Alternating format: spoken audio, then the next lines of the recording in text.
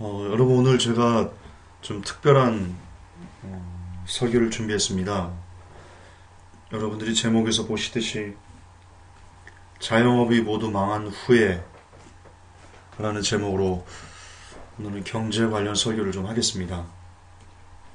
제가 최근에 다시 이 경제 기사를 많이 쓰다 보니까 그 위기가 우리가 생각하는 것 이상이다.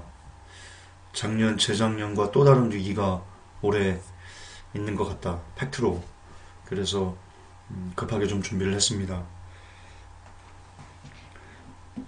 참고로 여러분들 이 경제 설교를 어떤 분들은 무슨 교회가 경제 얘기를 하냐 그렇게 말씀하시는 분들이 있는데요. 여러분 그건 참 무지한 말입니다. 왜냐하면 여러분 예수님께서 설교하실 때 비유로 말씀을 하시면서 어떤 것에 대해서 그 의미를 비유를 통해서 밝히 드러내셨습니다. 여러분 경제 설교도 마찬가지입니다. 제가 여러분들이 경제 지식이나 집어넣어 주려고 경제 설교하는 거 아닙니다. 비유입니다. 일종의. 어떤 비유냐? 여러분들이 가장 피부에 느낄 수 있는 비유가 바로 경제 아닙니까? 왜냐? 지금은 자본주의 사회지 않습니까? 따라서 이 경제 설교는 비유입니다. 어떤 비유요? 주님이 오실 것이다. 여러분들 하나님 말씀대로 살아야 된다라는 것을 조금 더 여러분들에게 잘 풀어서 이해할 수 있도록 일종의 그 굉장히 좋은 툴입니다. 따라서 저는 지금 경제 강의를 여러분들이 하는 것이 아니고요. 이 비유라는 경제라는 비유를 통해서 여러분들이 더욱더 왜 주님만 보아야 되는지에 대해서 그것을 좀 더 여러분들이 이해하기 쉽게 여러분들이 입장에서 설교하려고 강조하려고 보니까 경제라는 비유가 쓰인 것이다. 그렇게 이해하시면 됩니다. 따라서 경제 설교는 절대 무슨 이걸 갖고 야 교회가 무슨 경제 얘기나 하고 있어 그런 식으로 여러분 반응하면 아니 되십니다. 그건 크나큰 무지입니다. 그 얘기를 잠깐 드리고 시작을 하겠습니다. 자영업이 모두 망한 후에 위기가 오고 있습니다.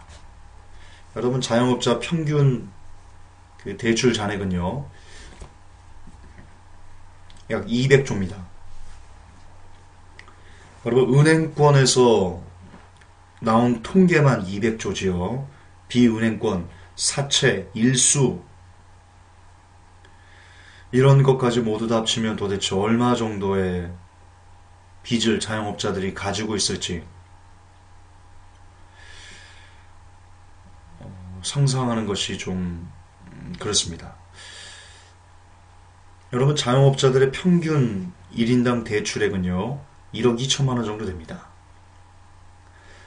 자영업자 금리가 4%도 있고 6%도 있고 8%도 있고 그 사람들이 신용도 그리고 담보에 따라 가지고 대출 금리가 다릅니다. 그러나 우리가 통상 평균적으로 5%라고 계산을 했을 때 1인당 자영업자들이 이자로 내야 되는 돈은요 600만 원입니다. 1년에 600만 원씩 이자로 은행에 내고 있다. 1인당 자영업자들이. 여러분 600만 원 이자로 600만 원이 나간다.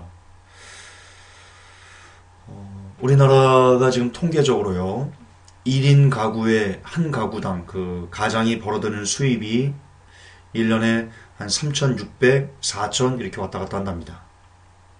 근데 여러분 자영업자는 이런 직장 근로자보다 소득이 훨씬 더 적습니다. 얼마나 적냐? 2012년 국세청에 개인 사업자들, 그러니까 자영업자들 약 400만 명이요. 국세청에 나는 얼마 봅니다. 라고 이렇게 신고를 했습니다. 근데 그 중에 절반이 넘는 400만 명 중에 절반이 넘는 220만 명이 나는 1년에 1200만 원도 수익을 얻지 못합니다. 한 달에 100만 원을 채 벌지 못합니다. 그렇게 신고를 했습니다. 그러니까 1년에 1200만 원 정도 수입이다.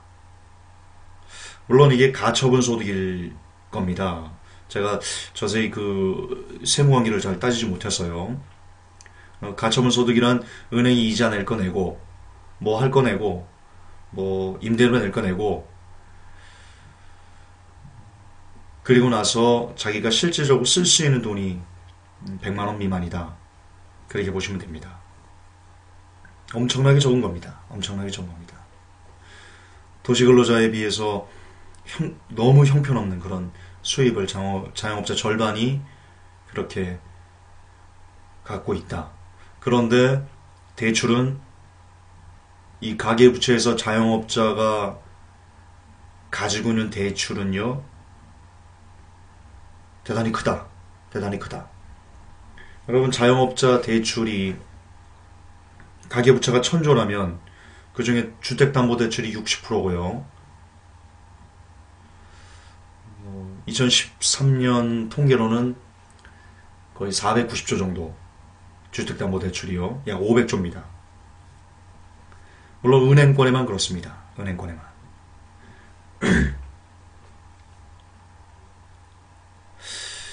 그러니까 계산하기 편하게 너무 좀 전문적으로 하지 맙시다. 어차피 다 같은 거니까요. 자, 1000조가 있으면 주택담보대출 플러스 자영업자 대출이 가계부채 1000조의 절대 다수액이다. 따라서 자영업자 대출이 터지든가 아니면 주택담보대출이 터지든가 둘 중에 하나만 터지면 한국의 가계부채 1000조는 그냥 다 아수라장이 된다. 다 박살이 난다. 그런데 국세청에 신고한 자영업자들 중에 절반이 넘는 수가 1년에 1200만 원도 안 되는 수입을 얻고 있다. 알바비만도 못한 수입을 내고 있다. 그런데 빚은 평균 1억 2천만 원씩을 갖고 있다. 여러분, 이게 무슨 뜻이냐면요. 제가 좀 이해를 쉽게 설명을 드리고 싶습니다. 이런 겁니다. 여러분, 어떤 사람들이 아르바이트를 합니다. 맥도날드에서 햄버거를 판매하는 캐셔 일을 한다고 봅시다. 그런 사람들이 400만 명 있는 겁니다. 예를 들면 400만 명 있는 겁니다. 400만 명이 다 그 맥도날드에서 캐셔 일을 하면서 1년 수입이 알바기 때문에 1년 수입이 1200만 원이 채 되지 않습니다. 400만 명이. 아니 400만이죠. 200만 명이. 지금 자영업자 400만 중에 56%인 221만 명이 100만 원 미만이니까요. 한 달에 100만 원 미만의 수입은 아르바이트 수입 정도밖에 안 되는 거거든요. 그러니까 이 어떤 아르바이트생 200만 명이 100만 원 미만의 수입으로 한 달에 이렇게 살아가고 있는 그 아르바이트생들이요. 대출은 1억 2천씩 갖고 있는 겁니다. 그렇게 생각하시면 됩니다. 그러면 굉장히 이해가 편할 겁니다. 그러면 여러분들 이 통계가 얼마나 끔찍한지를 여러분들이 피부로 좀 와닿을 수 있을 겁니다. 자, 더 쉽게 예를 들어 보겠습니다. 우리 이해가 쉽게 창조경제 또 한번 예를 들어볼게요. 창조경제가 주유소에서 기름을 넣습니다. 그리고는 아르바이트를 합니다. 그렇게 공부를 하면서 아르바이트를 합니다. 주유소에서 기름을 넣으면서 창조경제가 한 달에 버는 수익이 80만 원입니다. 예를 들면 근데 창조경제가 지금 한 달에 80만 원 벌면서 빚은 1억 2천만 원을 갖고 있는 겁니다. 미쳐버리는 거죠. 근데 그런 사람들이 창조경제처럼 그렇게 한 달에 100만 미만을 벌면서 빚은 1억이 넘는 사람들이 220만 명 있는 것이다. 물론 여러 가지 변수가 조금씩 있지만 대충 여러분들이 그렇게 생각하시면 거의 맞게 이해를 하신 거라고 보면 됩니다. 그리고 그런 사람들이 지금 한국의 가계부채를 떠받치고 있는 중이다. 한마디로 정말 근근히 먹고 살아가는 겁니다. 입에 풀칠하며 살아가는 겁니다. 입에 풀칠하면서 가계부채를 떠받치고 있는 겁니다. 자, 이런 시점에서 어떤 변수가 작용된다면, 제가 뒤에 변수를 보여드릴 거거든요. 그러면 과연 어떻게 될 것인가? 뒤에 가서 다시 한번 얘기를 하고요. 자, 먼저 자영업 대출 현황을 좀 보겠습니다. YTN에서 2013년 10월 31일 날 방영했던 뉴스입니다.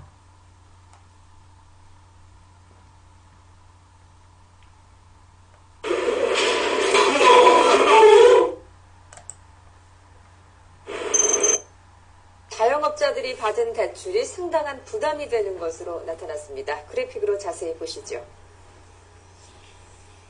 네, 자영업자의 1인당 대출 액수는 지난 3월 말 기준으로 평균 1억 2천만 원입니다. 임금 근로자 평균 4천만 원의 3배에 이릅니다. 또 중산층이라고 할 수 있는 소득 3분위 자영업자의 경우 소득의 18%, 그러니까 5분의 1가량이 대출 원금과 이자 상환에 쓰이는 것으로 나타났습니다. 임금 근로자보다 1.5배나 높은 비율입니다. 네, 대출 상환도 불리한 형태로 되어 있습니다. 이 만기 한꺼번에 갚아야 해 부담이 큰 일시 상환식의 비율이 39%로 임금 근로자보다 높았습니다. 특히 이 가운데 20%는 내년 안에 만기가 돌아오게 돼 있어서 자칫하면 위기가 될 수도 있다는 우려가 나오고 있습니다. 자, 이게 2013년 기사니까요. 내년에 만기가 돌아온다. 언제 얘기하는 겁니까? 예, 올해 2014년에 자영업자들이 갚아야 될 그 돈이, 일시로 갚아야 되는 돈이 올해 돌아온다. 참고하시기 바랍니다.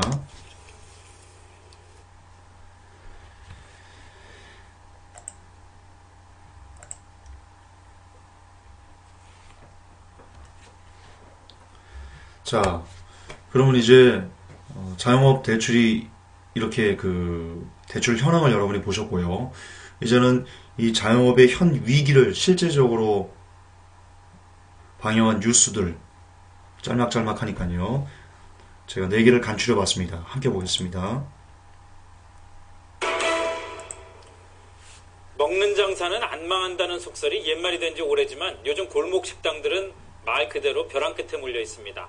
소비자들이 지갑을 닫으면서 식당 5만 군데의 문도 따라서 닫히고 있습니다. 송욱 기자의 보도입니다. 오늘 점심시간 서울 종로의 한 식당입니다. 200석 가까운 자리를 꽉 채우고 손님들이 기다리고 있습니다. 낮에만 해서 200불에서 300불 정도 되는 거예요. 지난해에만 5만 명가량이 이런 대박을 꿈꾸고 음식점 창업에 나섰지만 현실은 내혹했습니다. 서울 영등포 먹자골목. 점심시간인데도 손님들이 없어 썰렁하기만 합니다. 경기도 물론 안 좋지만 대형으로 모두 그렇게 음식점을 차려보니까 막 우리들은 그냥 휩쓸려서 거지되고 있어요. 지역 상권이 위축되면서 폐업도 속출하고 있습니다. 수량이 하나 둘 다 나열할 수는 없지만 거의 뭐 60, 70% 이상 점포를 내놨다고 봐야죠. 폐업한 식당 수는 지난 2009년 2만 9천 개에서 이듬해 4만 7천 개, 지난해엔 5만 개가 넘는 것으로 추산됩니다. 하지만 전국 음식점 수는 59만 개로 거의 변동이 없습니다. 한 해 수만 명이 음식점 문을 열었지만 비싼 수의 식당들이 폐업했기 때문입니다. 비용이 아무래도 적으니까 규모도 너무 영세하고 차별화된 경쟁력을 갖고 있지 못한 점들이 또 외식계 창업 실패 요인이라고 할 수 있습니다. 특히 베이비붐 세대들이 은퇴 후 마땅히 할 일이 없자 적은 자본으로 손쉽게 창업할 수 있는 음식점 사업에 뛰어들고 있습니다. 우리나라 식당은 인구 110명의 한 곳뿐. 그야말로 박터지는 경쟁 속에서 대박 맛집의 꿈을 이루기는 결코 녹록지 않습니다. SBS 송욱입니다. 네, 송욱 기자 나와 있습니다. 자, 송 기자, 네. 이 골목 식당들 문 닫는 게 지금 전해준 얘기대로 경제난이 문제긴 하지만 그거 말고도 또 대기업들한테 치이는 면도 있는 것 아닙니까? 네, 그렇습니다. 최근 대기업들이 뭐 패스트푸드나 패밀리 레스토랑뿐만 아니라 네. 비빔밥이나 뚝배기 같은 한식 그렇죠. 분식업에도 직접 진출하고 있습니다. 대기업들은 골목 상권과는 무관하다 이렇게 얘기를 하고 있지만은 영세 식당업자들의 얘기는 좀 다릅니다. 대기업 식당들이 들어선 뒤에 그 식당 매출이 급감하고 있다고 어려움을 토로하고 있습니다. 이게 뭐 말 그대로 벼랑 끝에 몰린 건데 골목 식당들 정책적으로 좀 도울 방법은 없을까요? 네, 현재 예비 창업자들을 위해서 정부나 지자체의 창업 지원센터가 자, 여기까지 보시면 되고요. 자, 다른 거 보겠습니다.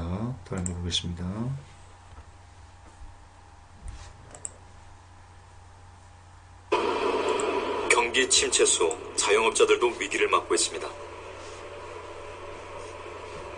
파일을 빼주니까 결국에 7년 전 학원을 개업한 정상우 씨. 많을 때는 원생수가 100명 가까이 됐었지만 지금은 20명으로 줄었다고 합니다.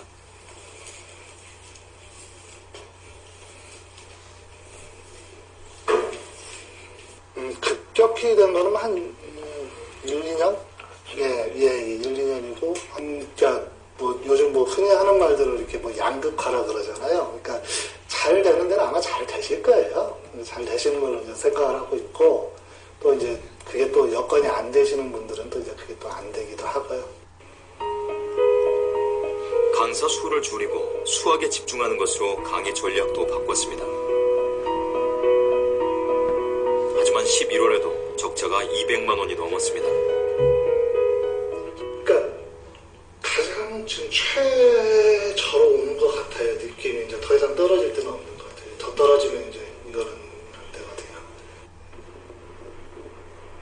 다른 자영업자들의 사정은 어떨까? 제작진은 학원 주변의 자영업자들에게 설문조사를 실시했습니다.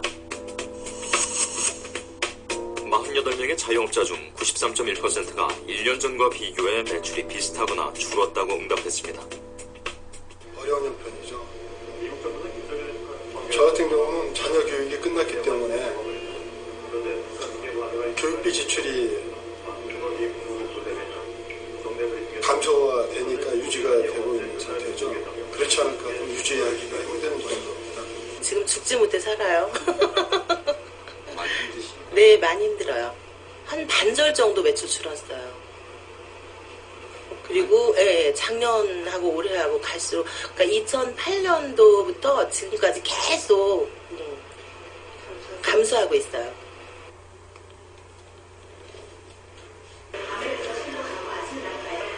(2012년) 소득에 대해서도 부정적인 의견이 많았습니다. 제가 처음에 기대했던 것보다 되게 많이 떨어져요. 그러니까 여러분 이 영상이 2012년도인가? 예, 지금부터 한 2년 정도 그 전 겁니다. 이게 어쩔 수가 없는 게 이제 그때 당시 너무 카페가 많이 생기다 보니까 거의 하루 걸러서 요즘에 하루 생기다 보니까요. 제가 생각했던 것보다는 좀 많이 떨어져 있죠, 지금. 학원 원장 정상우 씨가 부인과 함께 집 정리를 하고 있습니다. 정상우 씨는 오늘 이사를 했습니다. 전셋값 폭등 때문입니다. 주인이 1억 2천 올려달라고 하더라고요. 저희가 12월이 만기인데 10월 달에 1억 2천 올려달라고 그러셔가지고 근데 조금 깎았어요. 조금 깎았는데 한 1,000만 원 정도 깎았는데 그래도 1억을 넘게 올려달라고 하더라고요. 그러니까 나와야죠. 돈을 마련할 방법도 없고. 7년 전 부부는 대출을 받아 아파트를 구입했습니다. 하지만 수입이 줄면서 원금은커녕 이자도 내기 힘든 상황이 됐습니다.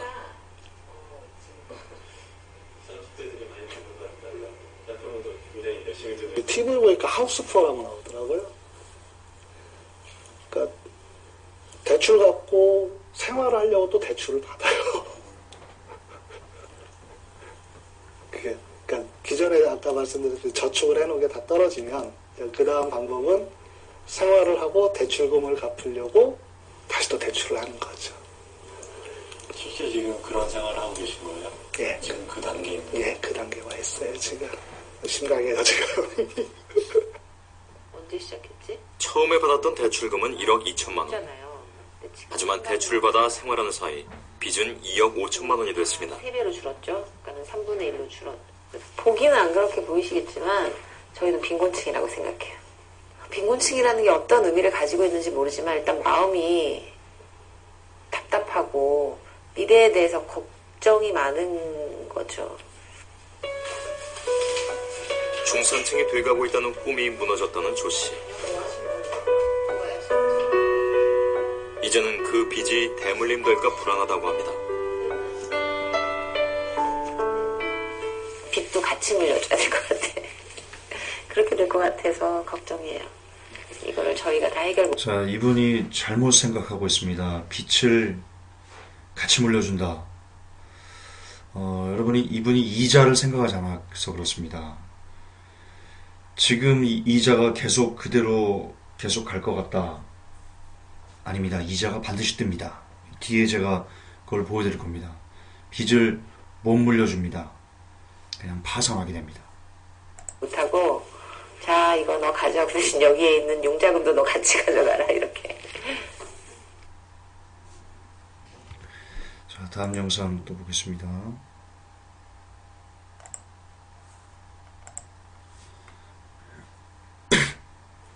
최근 정년 60세 연장법이 국회를 통과했지만 오히려 기업의 부담으로 작용해 조기 퇴직을 불러올 것이라는 우려가 나오고 있습니다. 사회 곳곳에서 직간접적으로 은퇴 압력을 받는 베이비 부머 세대들의 한숨이 깊어질 것으로 보입니다.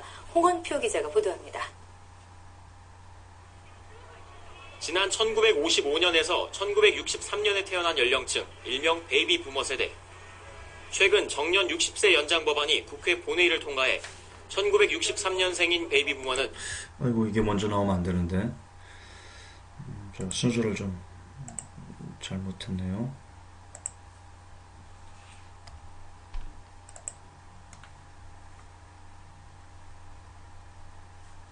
정부가 내수 진작 필요성을 거듭 강조하고 있지만 장기 불황 속에 생계형 자영업자들의 상황은 심각하기만 합니다. 소득은 줄어드는데 빚은 늘어만 가는 악순환이 계속되고 있습니다.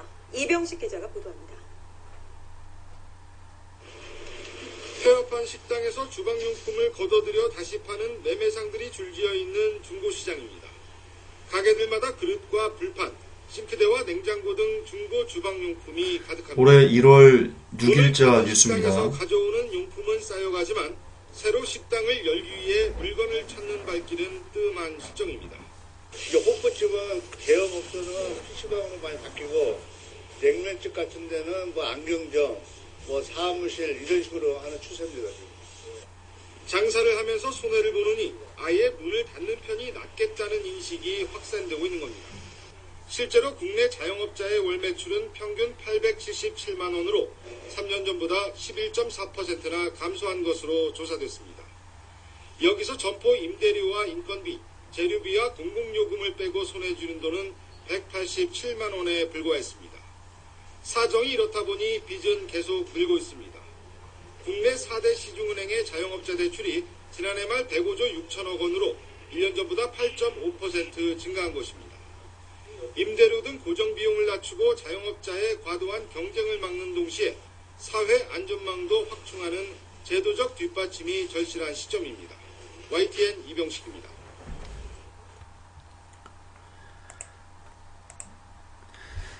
자, 보셨듯이 여러분, 자영업 위기는 속된 말로 장난이 아닙니다. 이미 우리 사회를 파괴로, 한국 경제를 파괴로 이끌기에 충분하다. 왜냐면 아까도 제가 거듭 반복드려서 말씀드렸지만 한국의 가계부채가 1000조가 있습니다. 이 가계부채 1000조가 어떤 금액이냐면요, 한국 국가예산의 3배입니다. 국가예산의 3배. 근데 그 중에 자영업자 대출이요, 30%, 40%를 차지하고 있다니까요. 따라서 자영업자가 무너진다는 것은 아까 보시면 알겠지만 소득 3분위까지도 자영업자들이 대출과 이자를 갚는데, 그러니까 대출 원리금과 이자를 갚는데 18%의 금을 쓴다. 그러면 거의 20% 가까이, 벌면 20%를 이자 갚는 데 쓰는 건데요. 여러분, 자영업자 소득 3분위가 뭐냐면 우리나라는 소득 1분위부터 5분위까지 이렇게 분류해 놨습니다. 구분해 놨습니다. 속된 말해서 자영업자 중에서도 소득 3분위라면 잘 사는 자영업자. 예. 그런데 그 잘 사는 중산층급의 자영업자들도 번 돈에서 이자를 갚는데 20%씩 씁니다. 자, 너무 전문적으로 하지 말고요. 속된 말로 이겁니다. 속된 말로.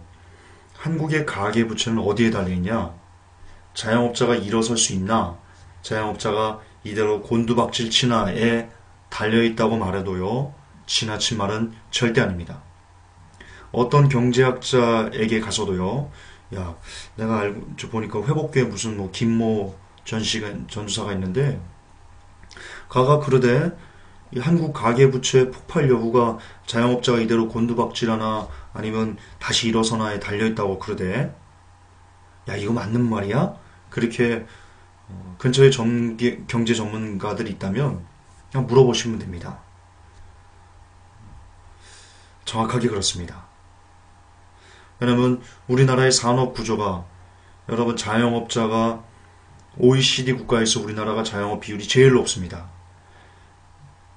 종사자들도 자영업이 굉장히 높고요. 또한 은행이 기업에 대출해주는 그 기업 대출의 30%가 자영업 대출입니다. 따라서 자영업이 이대로 무너지면 은행의 기업 대출의 30%가 그냥 부실채권이 되어버리는 겁니다.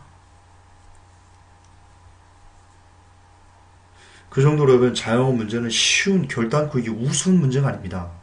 자영업 몰락은 곧 한국 경제의 몰락이다라고 보셔도 크게 지나친 무리가 아닙니다. 근데 여러분이 보시듯 자영업이 지금 몰락하는 게 아니고 이미 몰락했습니다.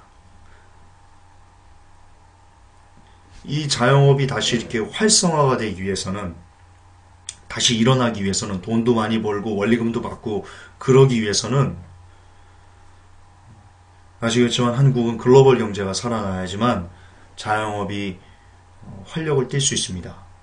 또한 지금 주택담보대출, 그게 그 가계부채의 절대액인데요. 집값이 계속해서 추락하고 있습니다. 제가 돌아오는 주일날 마지막 외침을 지금 할 건데요. 그때 제가 정부가 어떻게 이 집값을 곤두박질 치도록 그렇게 유도했는지에 대해서 제가, 여러분, 정부는 절대로 집값을 떠받치려고 그렇게 표면적으로는 애를 쓴 것 같지만, 그러나 더 결과적으로 집값을 곤두박질시키고 집값을 파괴시킨 원흉입니다. 제가 그것을 증명을 해드릴 건데요. 어쨌든 여러분, 아까 자영업자가 뉴스에 나와서 이렇게 얘기를 했습니다. 2008년 이후부터 매출이 급감하기 시작했다. 당연합니다. 2008년 이후부터 이 부동산 버블이 터지기 시작했거든요. 우리나라도 같이. 따라서 집값이 떨어지면 자연적으로 이 원금 보전 심리가 있기 때문에 전세금을 올려달라든가 아니면 월세를 올려달라든가 그런 식으로 쫍니다. 세입자들을. 그러면 당연히 세입자들은 그것을 올리거나 혹은 그것을 위해서 대출을 받거나, 그러므로 자연적으로 이 가처분 소득이 줄어드는 겁니다. 소득이 줄어드는 거니까 밖에 나가서 예를 들어 외식을 뭐 한 달에 2번 했으면 한 번밖에 못하게 되는 겁니다. 다시 말해서 자영업자의 위기는 그냥 온 게 아니고 부동산 버블이 꺼짐으로 인해서 자연적으로 나타날 수밖에 없는 병리 현상이다라고 보시면 됩니다. 즉, 다시 말해서 자영업이 다시 일어나기 위해서는 글로벌 경제가 회생해서 그걸 기반으로 가처분 소득이 많아지면서 역시 그걸 기반으로 집을 살 수 있는 여건들, 소득 여건들이 많아지고 그로 인해서 집값이 뛰고, 그래서 다시 모든 국민들에게 가처분 소득이 많아질 때 부동산 화랑이 다시 한번 한국에 올 때, 물론 그럴 가능성은 거의 제로입니다. 거의 제로입니다. 왜 인구 비율과 이 소득 수준 비했을 때 거의 제로입니다. 어쨌든 거두절미하고 그렇게 다시 될 때여만 자영업은 다시 살아날 수가 있다. 이미 구조적으로 자영업을 어떻게 할 수 있는, 정부가 어떻게 손 쓸 수 있는 그런 것도 이미 지났다. 그리고 정부는 뒤에 보면 알겠지만 절대로 자영업을 살리기 위해서 어떤 정책을 펴지 않습니다. 그 신뢰가 기업형 슈퍼, 대형마트 입점, 모두 다 자영업의 씨를 말리기 위한 정부의 정책들입니다. 왜냐? 정부는 이미 뉴월드 오더의 하수인들이기 때문입니다.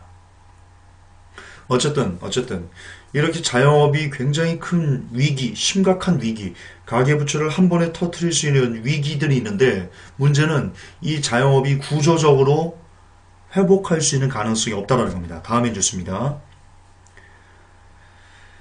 자영업을 안 하고 싶죠. 그러나 안 할 수가 없는 그런 구조적인 문제가 있습니다. 보여드리겠습니다.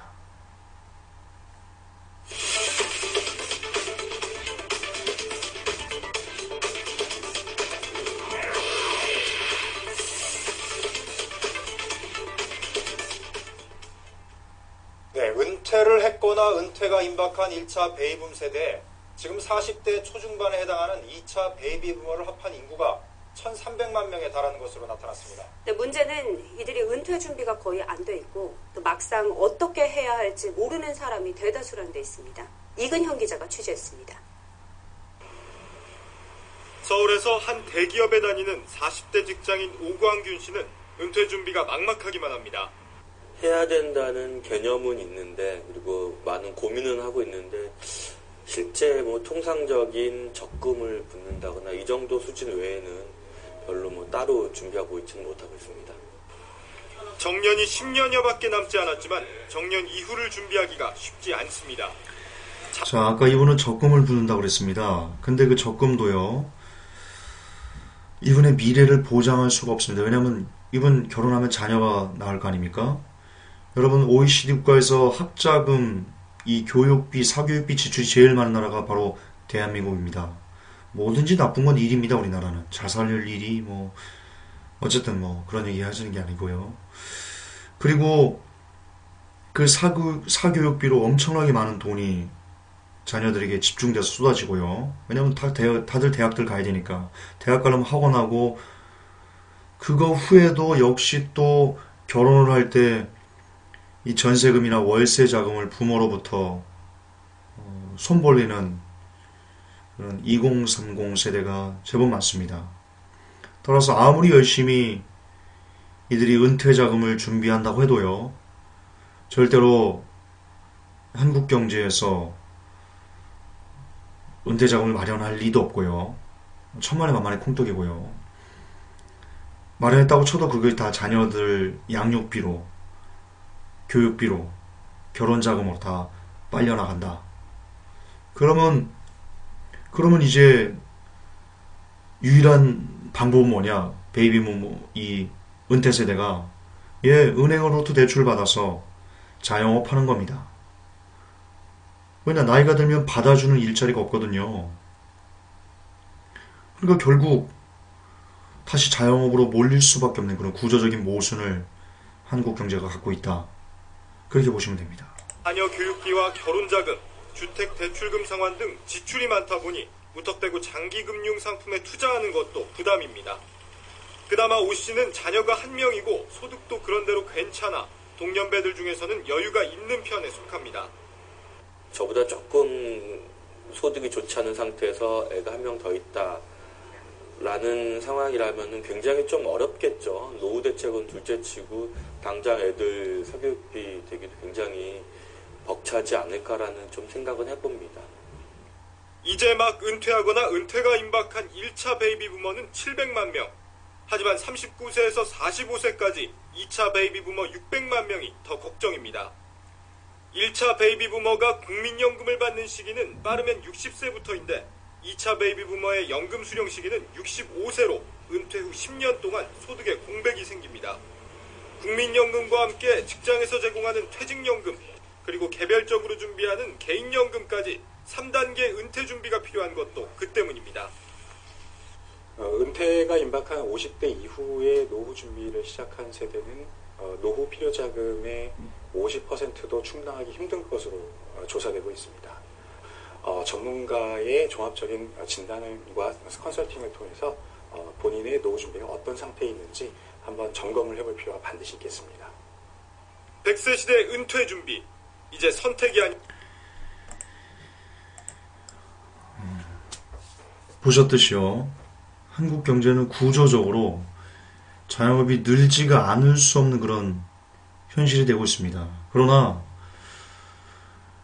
이 자영업이라는 것이 또 어떤 전문적으로 할 수 있는 그런 기반도 없고, 그래서 다 은퇴하면 닭집 차리는 겁니다. 닭집. 그러니까 그 분야가 레드오션, 특별한 전문 기술 없이도 할 수 있는 것이 닭집, 음식점 이런 거밖에 없기 때문입니다. 그러면 그쪽이 또 이렇게 경쟁이 심한 레드오션이 되기 때문에 결국 제살 깎기 먹기 식의 경쟁. 그러니까 결국 자영업자 400만 중에 200만이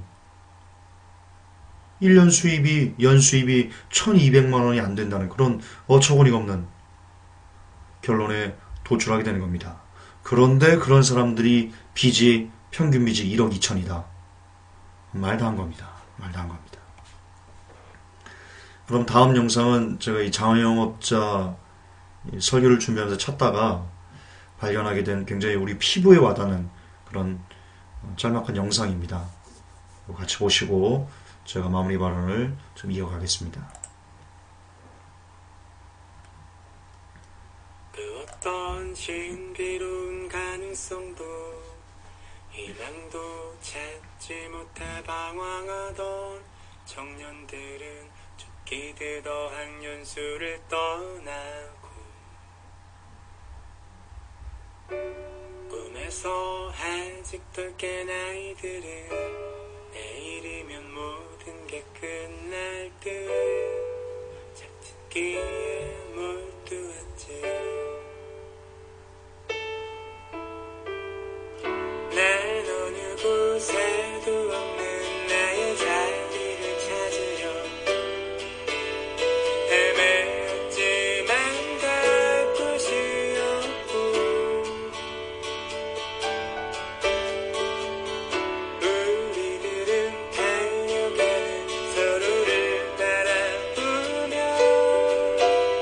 서글픈 작별의 인사들을 나누네. 이 미친 세상에 어디에 있더라도 행복해야 해. 넌 행복해야 해. 행복해야 해. 이 미친 세상에 어디에 있더라도 잊지 않을게. 잊지 않을게.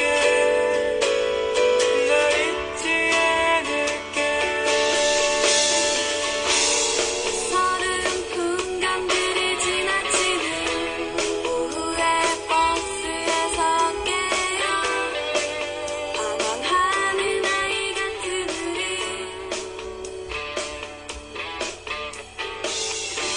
어디쯤 가야만 하는지 벌써 지나친 건 아닌지 모두 말하지만 할 수가 없네.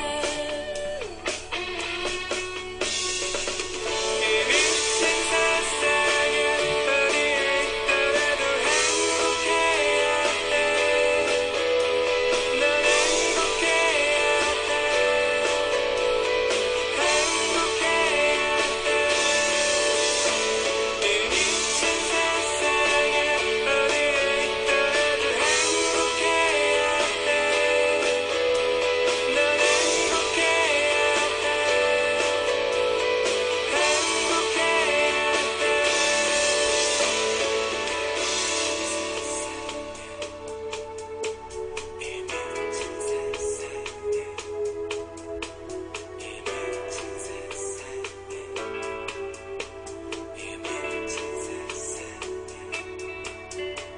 이 미친 세상에 이 미친 세상에 이 미친 세상에 믿지 않을게. 이 미친 세상에 이 미친 세상에 이 미친 세상에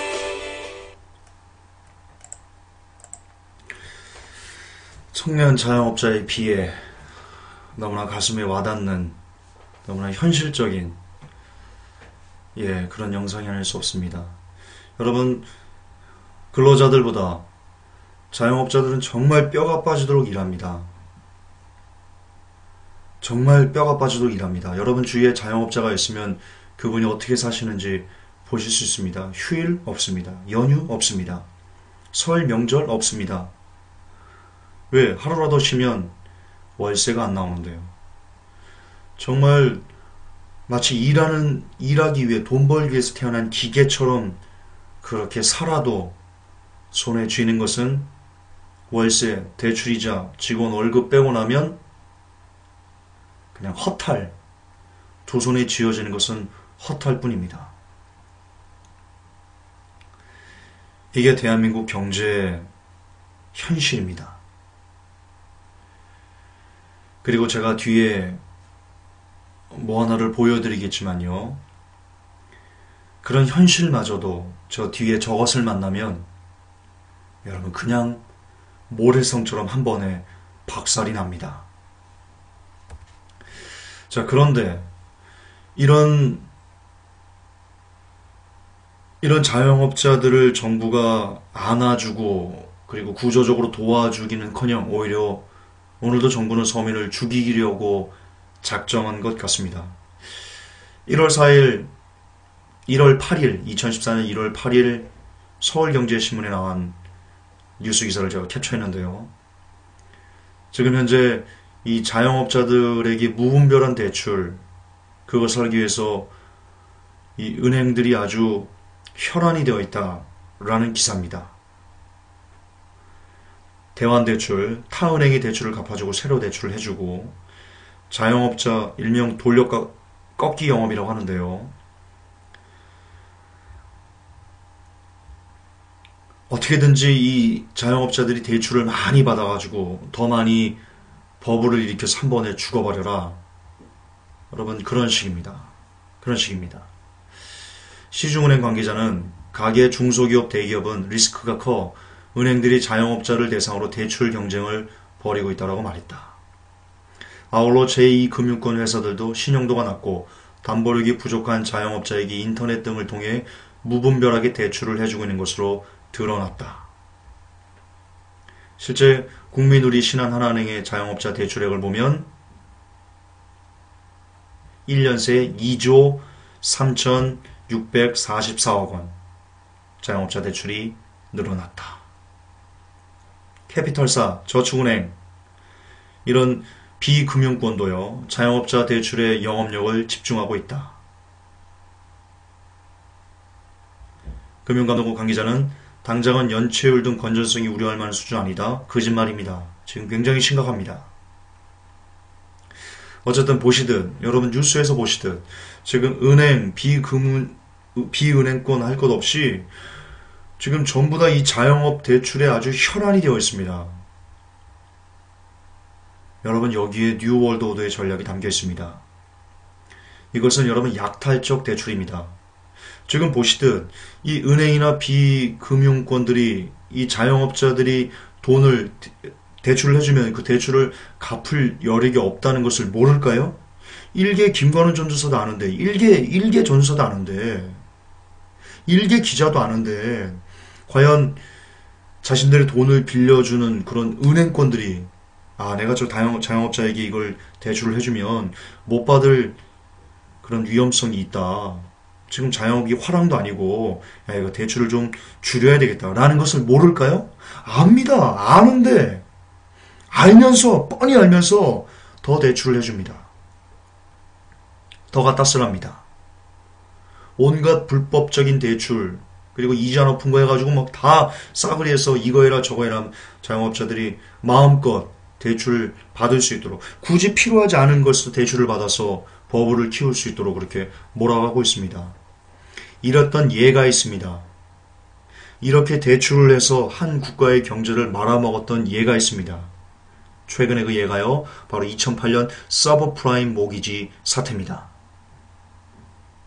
여러분 그때 은행들이요, 미국의 은행들이요, 노숙자들에게 집사 대출해줄게 그렇게 해가지고 노숙자들에게요 대출을 해줬습니다. 서브프라임 신용이 낮은 사람들에게 무차별적으로 은행이 대출을 해줬습니다. 여러분 서브프라임은요 제가 한번 얘기했지만 의도적으로 아니 뉴월드 오더가 전 세계 금융을, 전 세계 이 경제를 파산하기 위해서 치밀하게 놓은 덫이었습니다. 그런 약탈적 대출이 지금 다시 자영업자들에게 이 한국 경제에 뉴월드 오더가 들어와서 판을 치고 있습니다. 이 모든 전략들은 다 뉴월드 오더가 약탈적 대출을 통해서 자영업자 대출의 버블을 이따시 많게 키워가지고 한 번에 한국 경제의 목을 쳐버리려고 하는 굉장히 무서운, 대단히 끔찍한 그런 전략이 아닐 수 없습니다. 왜 그러면 한국 정부와 그리고 뉴월드 오더는 손을 잡고 자영업자들에게 대출을 통해서 버블을 키우고 빚을 늘리고 그리고 부동산을 막 그 집사라고, 전세 살 거면 지금 전세 자금이 그 매매 자금하고 비슷하지 않습니까? 어차피 전세 살 거 뭐해 집이, 응? 조금만 이 대출 얻어가지고 집 사버려 이렇게 해서 많은 사람들이 또 빚져서 주택 부실 그리고 주택담보대출에 대한 버블을 또 키우고 있는지, 도대체 왜 한국 정부와 그리고 뉴월드 오더는 안 그래도 가계부채가 천조인데 이것을 구조조정을 통해서 어떤 뼈를 깎는 아픔이 있어도 더 이상 대출을 자제하게 하고 어떻게든지 자생할 수 있는 어떤 그 구조적인 어떤 해결책을 몸부림치기보다는 돈 갖다 써, 돈 빌려서 집 사, 돈 빌려서 일해, 이런 식으로 계속 희망이 없는 곳에 헛된 희망을 불어넣어서 결국 영원히 헤어나올 수 없는 그런 수렁으로, 깊은 수렁으로 한국 경제를 끌어가는 걸까요? 왜 그럴까요? 답은요, 여기 있습니다. 대출의 끝에 금리 인상이 있기 때문입니다. 도대체 한국 정부가 그리고 뉴월드 오더가 왜 한국 경제에 이렇게 빚을 많이 지도록 유도하고 있는가? 그 대출의 끝에 금리 인상이라는 시한 폭탄이, 아니 핵폭탄이 기다리고 있기 때문입니다. 미연준이 양적 완화 2차 축소를 이번 달부터 시작할 거라고 합니다. 그리고 연내에는 양적 완화를 종료할 거로 그렇게 예상이 되고 있습니다. 양적 완화가 종료되면 금리는 반드시 뜹니다. 도대체 얼마만큼의 금리가 뜰지 예측 불허입니다. 왜냐하면 버블이 너무나 많이 쌓였기 때문에요. 이제 금리가 뛰면 아마 끔찍한 일이 일어날 겁니다. 그렇습니다. 금리가 인상이 되면 주택담보대출 500조, 그리고 자영업, 은행권, 비은행권 합쳐서 300에서 400조 가까이, 이런 엄청난 가계부채가 한순간 폭발을 해버립니다. 한순간. 이 한국의 가계부채가 한순간에 폭발해서 더 이상 한국 경제, 한국의 국민들이 더 이상 두 발로 일어설 수 없는, 자생적으로 일어설 수 없게 철저하게 완전히 깡그리 무너뜨리기 위해서, 바로 그 일을 하기 위해서 오늘도 정부는, 그리고 오늘도 뉴월드 오더는 자영업자들에게 대출, 서민들에게 빚내서 집사, 빚내서 이거에, 그렇게 계속해서 빚을 지라고 강요를 하고 있습니다. 따라서 이 대출의 끝에 다다르면 우리가 만나게 될 핵폭탄인 금리 인상을 접하게 되면 온 국민은, 대한민국의 온 국민은 이렇게 됩니다. 한 푼만 주세요. 작년에 왔던 각설이 죽지도 않고 또 왔네. 일이 됩니다. 이게 쇼가 아닙니다. 여러분, 웃기려고 하는 것도 아닙니다. 쇼가 아닙니다. 대한민국 90%가 넘는 사람들은 다 거지가 됩니다. 양적 완화 축소가, 양적 완화 종료가, 그 후에 이어지는 금리 인상이 한국 경제에 어떤 영향을 미치게 될지 여러분은 이제 곧 있으면 그것을 목도하게 되는 그런 것을 경험하시게 될 겁니다.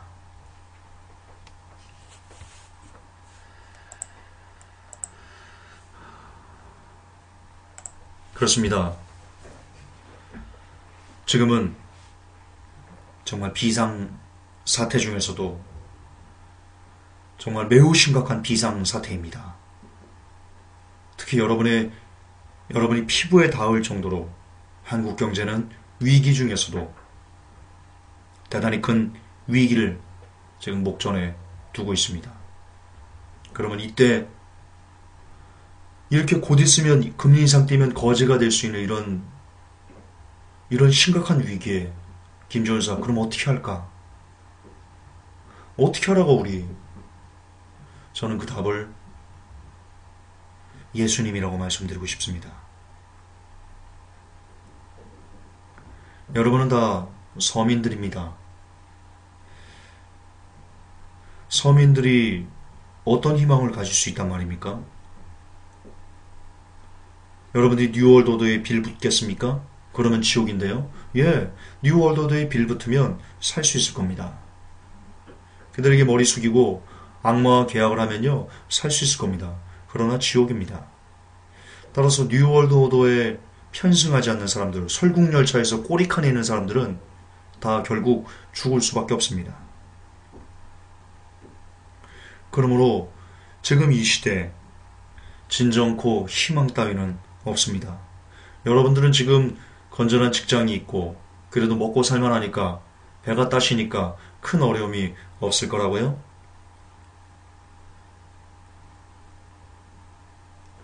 여러분이 웃는 그 웃음이 곧 사라질 것입니다. 곧 사라질 것입니다. 여러분을 두렵게 하려고요? 아니, 저는 지금 사실을 얘기할 뿐입니다. 팩트를 얘기할 뿐입니다. 조금 더 저는 여러분들을 두렵게 해서 뭔가를 이끌어내려고 그럴 마음으로 지금 이 설교를 한 게 아닙니다. 저는 그냥 사실을 있는 그대로 제가 경제부 기자로서 제가 분석한 바를 여러분들에게 그냥 사실 그대로 이런 일이 있을 것 같다라고 이야기하는 것 뿐입니다. 그 이상도 그 이하도 아닙니다. 그럼 어쨌든 객관적인 팩트가 우리에게 보여주는 사실은 이제 곧 한국 경제는 자영업은 그리고 가계부채는 터진다. 끝장날 수밖에 없는 그런 구조적인 문제점을 안고 있다. 그리고 그것은 바로 예수님께서 이 땅에 재림하신다는 움직일 수 없는 증거다. 할렐루야. 그렇게 말씀드리고 싶습니다. 그러므로 믿음을 가진 우리들은, 회복될 성도님들은요, 오직 기도 말씀뿐입니다.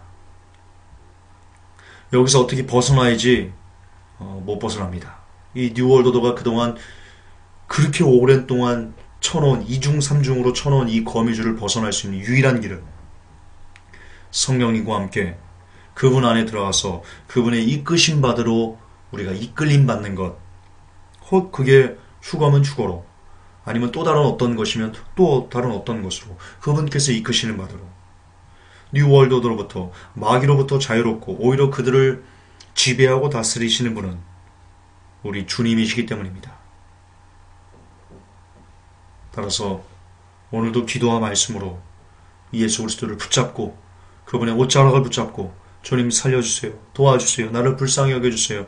우리 가족과 이 공동체를 불쌍히 여겨주세요. 라고 하면서 오늘도 눈물을 뚝뚝 흘리며 그분께 기어가는, 그분을 붙잡는 그런 복된 회복될 성도 여러분 되시기를 우리 주 예수 그리스도 이름으로 축복합니다.